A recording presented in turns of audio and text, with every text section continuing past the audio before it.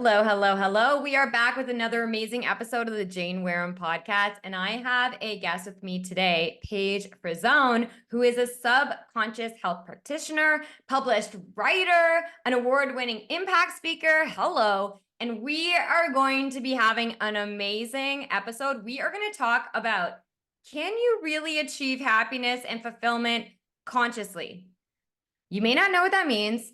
I'm questioning things myself, even as a happiness coach, and Paige is going to help us unpack this. So Paige, thank you so much for being here. Oh, thank you for having me. I feel amped. I'm jazzed already to have this conversation. We're going to go deep. And yeah, it's a pleasure to be able to be on your platform, having a juicy conversation.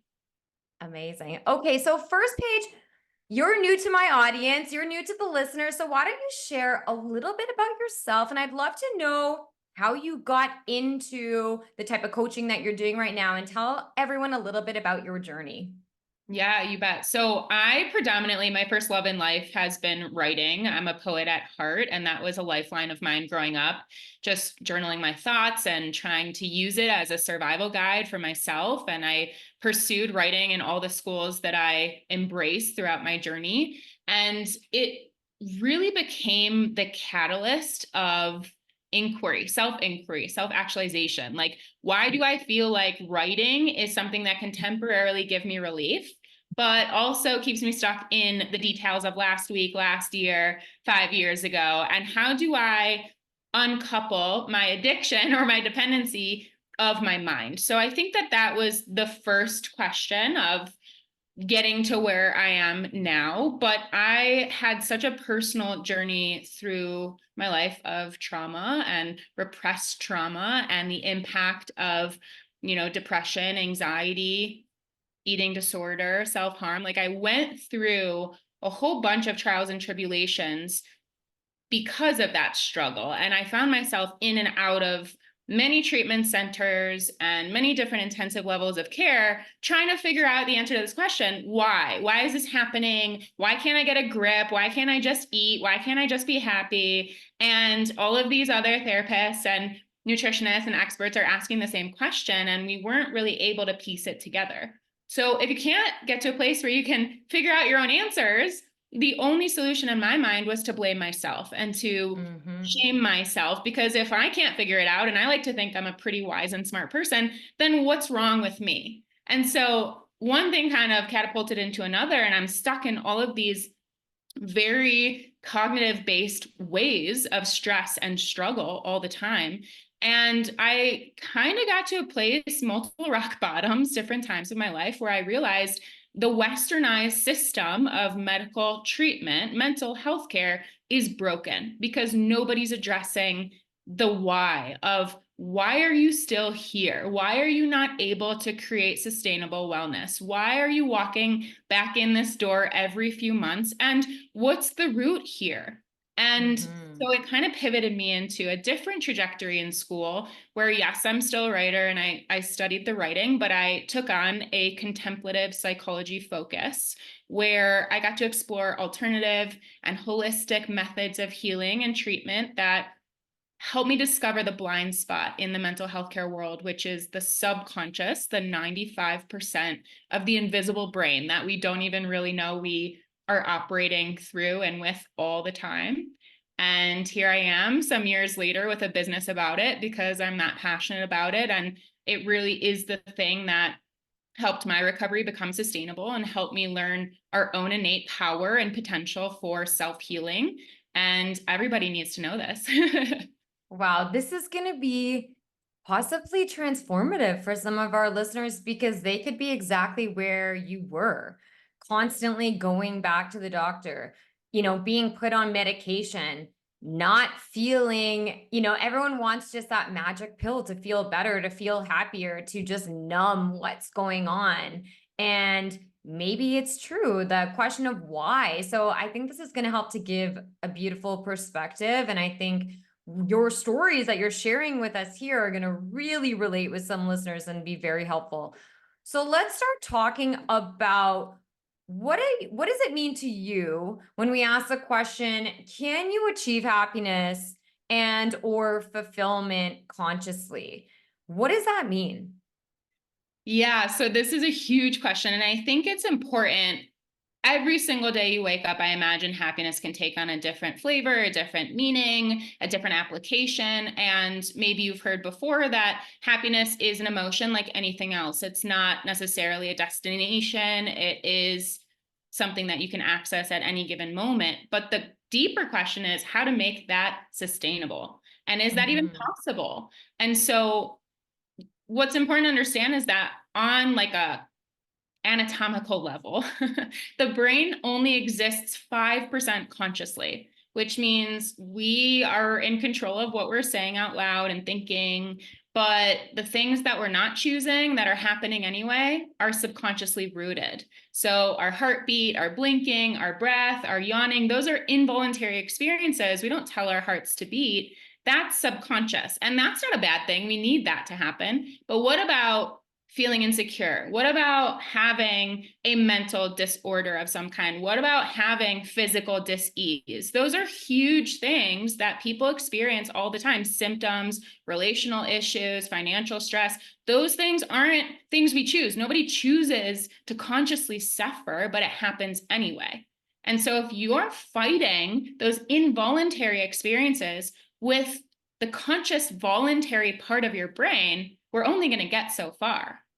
Right. Mhm. So to answer the question, like the long and the short answer is maybe, like maybe you can achieve fulfillment and happiness consciously, but I have not yet seen it. I'd like to see it. Like, I think that's what the mindset world is about, is really working consciously with positive affirmations and talking yourself into your reality. And I think all of that has merit, but not without some deeper subconscious implementation as well. Yeah, that's really insightful because I think anyone that's listening right now that might be feeling like they're not their happiest, they're not at their best, they're not feeling fulfilled. I mean, this is the purpose of this podcast to help educate you and help you understand maybe some reasons why you're feeling that way. And I think that's a really good point on consciously feeling that way. But when you're not, then okay, getting curious. I love curiosity and getting curious about, okay, I'm not feeling very happy. I'm not feeling that fulfilled right now. What might be the reasons? And we kind of get so caught up in looking at what's happening outside of us. Oh, I'm not happy because I'm not in the job that I want. I'm not happy because I'm not making the money that I want. I don't like the place that I live, et cetera, et cetera. Insert anything you're unhappy with. But the reality is, I mean, it's all in how you view it. So really, I think it's an opportunity to take a look inside and see how you're talking to yourself, because you're right, that self-talk, if you're talking yourself down, then that's going to dramatically impact your ability to feel happy. Yeah, absolutely. And I think this is where it feels really like meta too, because there are so many layers of our brain, some that we're consciously aware of, some that we're not consciously aware of.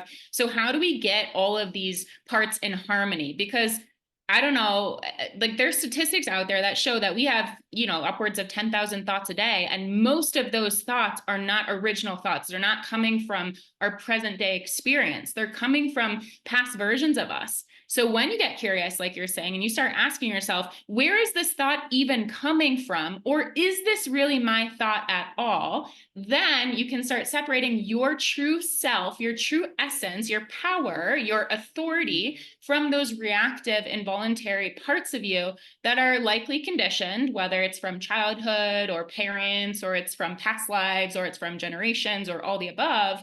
Those parts of what's me versus what's not me can actually create the separation to help you organize the mind before even trying to figure out how to heal after that, if that makes sense. It's like the separation is the healing, but we have to know strategically how to go about it so that we don't get flooded and overwhelmed in the process.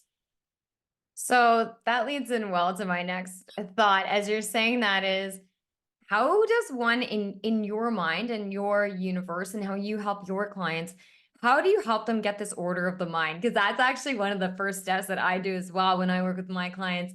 Because, when you have order in the mind, it helps calm a lot of the chaos that we start to feel. But for you, how do you start to create this order? Because, I mean, you can only imagine our minds can be little devils. They can be deadly things and really work against us. So how do you help someone start to create that order? So someone's listening and they want to kind of start taking some steps.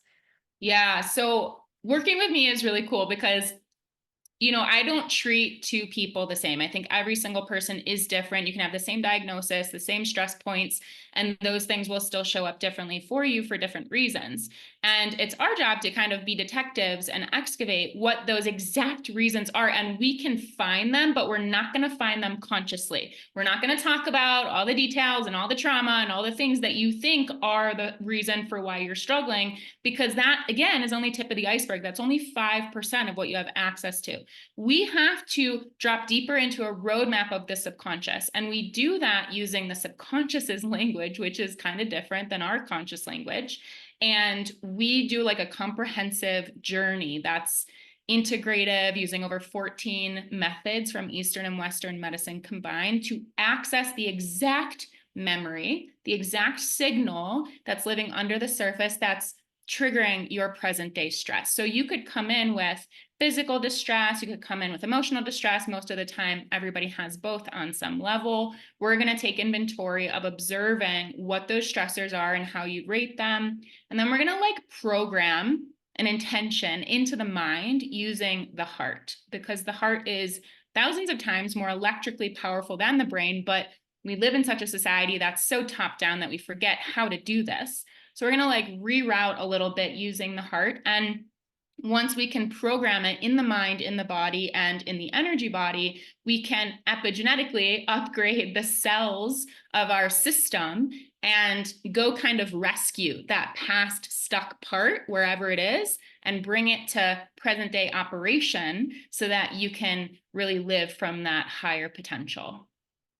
That sounds incredible. That sounds like quite an amazing journey, but you're taking someone through all these incredible proven tools and strategies and steps to really, like you said, get to that root cause. Because I mean, we know this as coaches, someone listening that's not a coach, it's like we know that what we think is the problem is usually just the excuse or, is not the actual, it's just an effect of what's happening from the true root cause of the problem. So it really sounds like you get right down deep into that.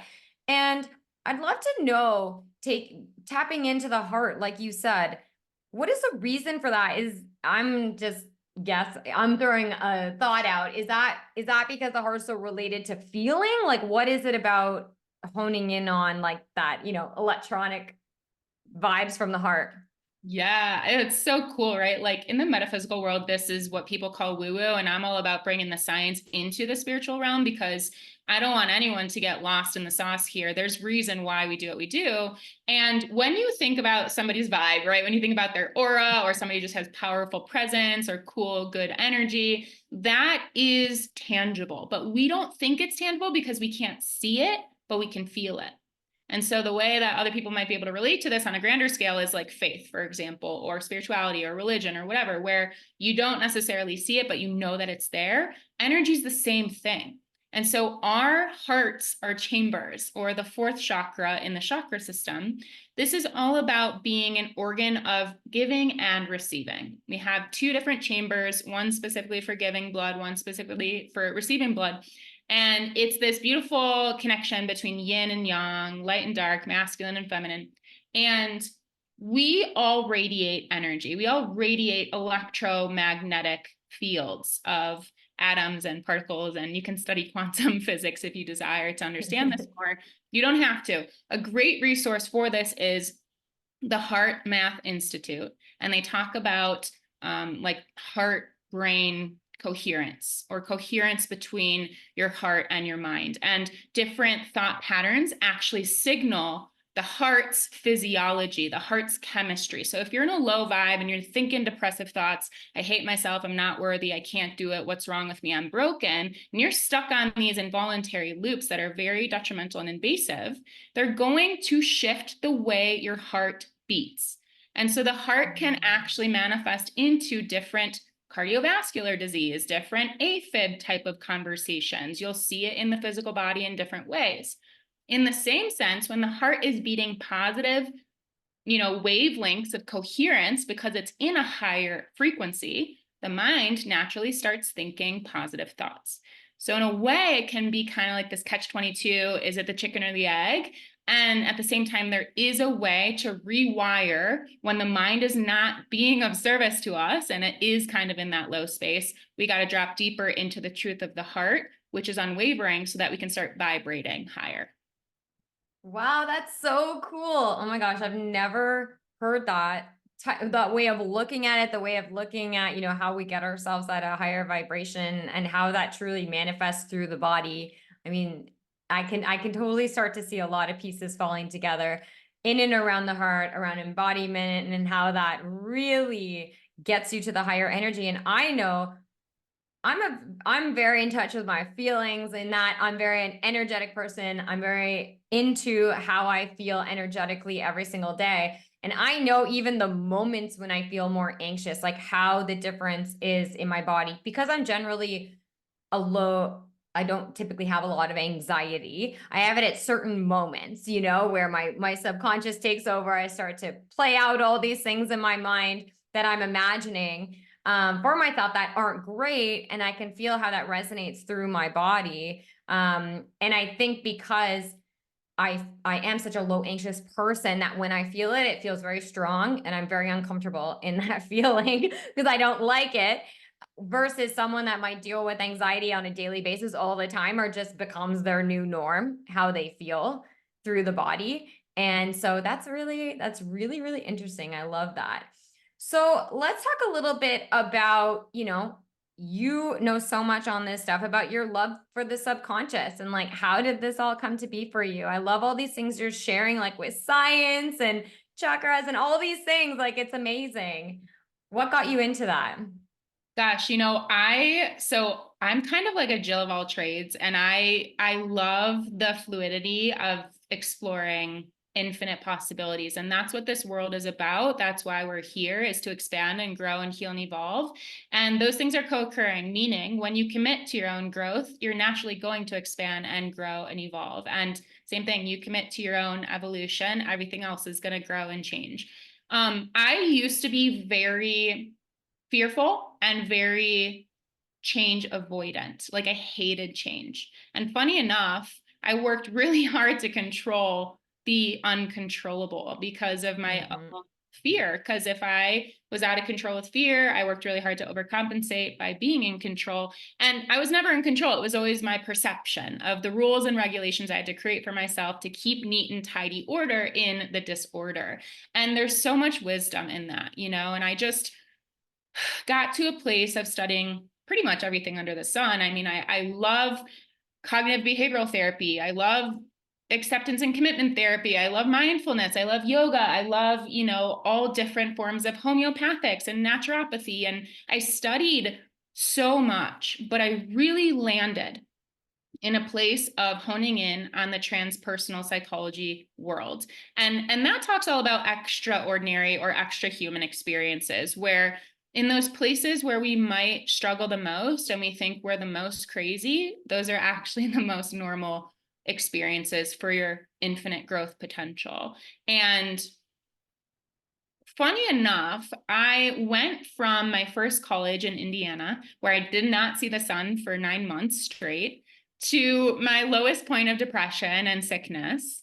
And then I went to treatment in Denver about 10 years ago, and the air was different. It was sunny all the time. Everyone that helped me on the behavioral technician team was from a Buddhist inspired university I never heard of. And I was like, I'm moving here. Like, I just knew it right away. So I got myself out here. I landed at this Buddhist inspired university, never having meditated, never been, never had spiritual experiences, didn't really know what that was. And my whole world opened up, and I had to explore a little bit of everything to circle back around to what felt like the most me and what made the most sense for my journey and what I needed in my recovery. And that was the subconscious healing. I pursued a certification after my schooling for, this 2-year program. And I had had enough miraculous experiences through it to learn that we are so damn powerful beyond that which we can consciously comprehend. And I could talk about it all day long, but it really is my duty to help others find their own light and remember their own truth and experience and expect their own miracles. And so here I am continuing to expand and grow and heal and evolve and just enjoy that journey. That's so cool. And it's great how we never know what life is going to throw at us. We never know how we're going to, evolve into the people that we are. And that's so interesting from, a very dark time of yours and the evolution that you've had. I'd love to know how you create a happy and fulfilled life for yourself. What does that mean for you? What does that look like for you? And how do you create that? Yeah, I love this question so much. And it's actually a potent one at this time in my life, because if there's one thing that I've been hyper aware of recently, it's the duality of life.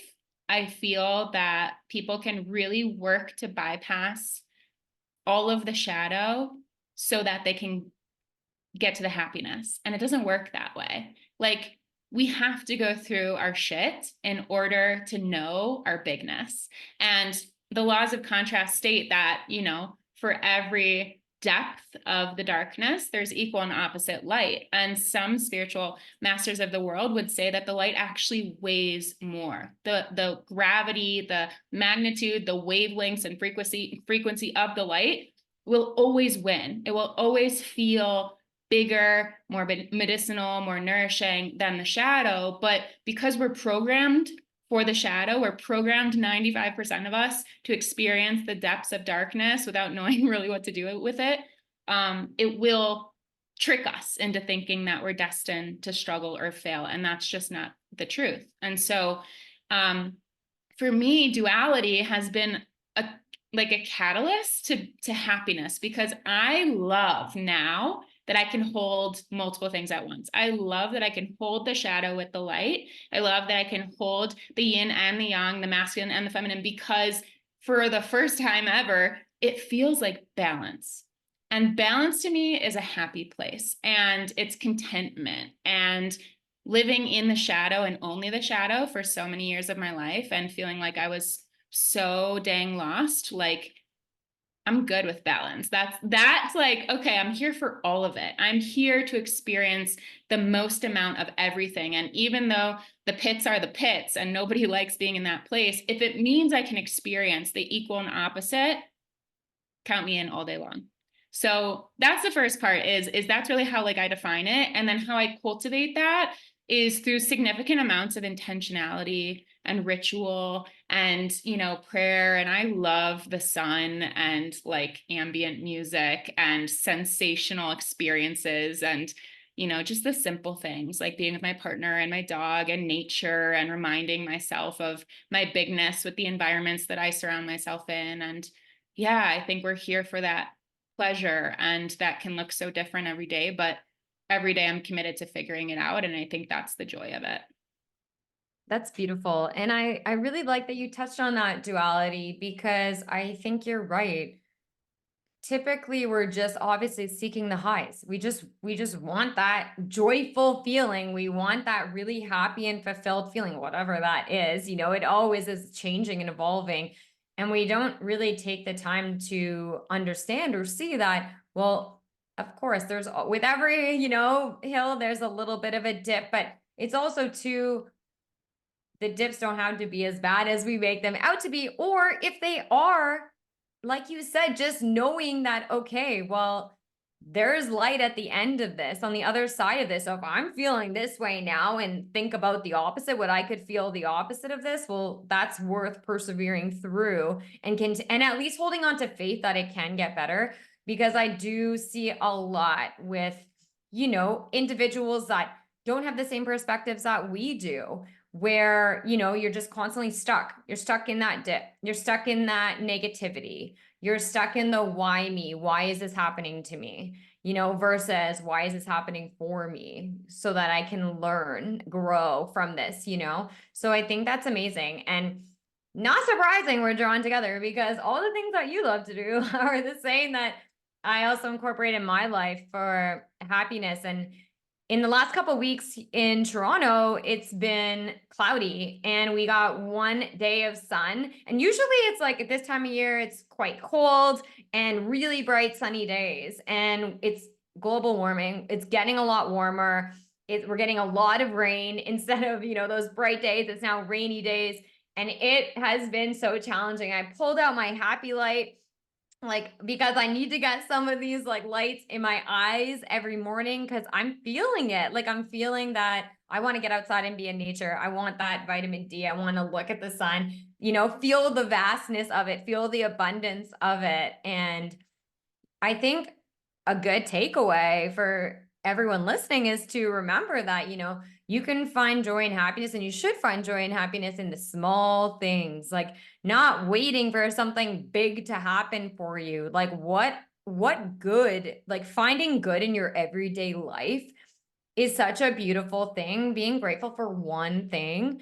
And that can obviously, gratitude is is the second highest feeling, next to love. So if you can feel grateful for a minute in your day to kind of break that cycle, that's an amazing thing. So there's been oh my God, so much great information. If you were to leave our listeners with something to remember you by, something about whatever it is that you want to share, what would that be? My gosh, the first thing really is that you are so brilliant for the ways that you choose to survive. And you are equally brilliant for the ways that you're not choosing to survive. And the second you can start to honor your protectors, the inner fighters that are working so hard to keep you safe and alive, is the second that those things can actually start to shift. And that's the second you can start dialoguing with them and learning to honor and respect them for the role that they've played. And that really is the healing, is working the self muscle of showing up for you, however that looks. And when you shift your internal environment, you shift your external environment. You do not have to wait for the external to shift, because most often that's not what comes first. You have the power within you to change. You're one thought away from doing so, and that can begin right now. Yes, I love it. I am always saying, happiness, fulfillment, everything in life is a choice. Everything is literally one choice away. That was so beautifully said. I absolutely love that. I think this has been so valuable for the listeners. I'm so excited to have you here. We're definitely going to do more collaborations and definitely have lots more that we can talk on. So I'd love to know, Paige, where do you show up? How can everyone get in touch with you? I'm going to have all of your information in the show notes, but where do you show up and what do you got going on? Yeah, so please connect with me on social at Inner Realm Wellness. That's the name of my business. So on Instagram, Facebook, I'm around at Inner Realm Wellness. I'd love to hear what you've connected with today in our conversation. And then also so much information on my website. I have a whole catalog of podcasts and interviews and articles and things where you can really understand this work better, because we've breeze through a whole bunch of terrain today. But that website name is innerrealmwellness.life. There's also a free gift for you for those who want to stick around. There's a comprehensive affirmation and resource kit to help you really kickstart your healing regimen wherever you might be in your journey, and to find some more support working that self muscle. That sounds incredible. So be sure, everyone, give her a follow. Check out her website. Who doesn't want a free resource? Affirmations have changed my life. So that's amazing. I can't wait to check that out for myself. So thank you so much, Paige, for being here. Thank you. Thank you for having me. You're awesome.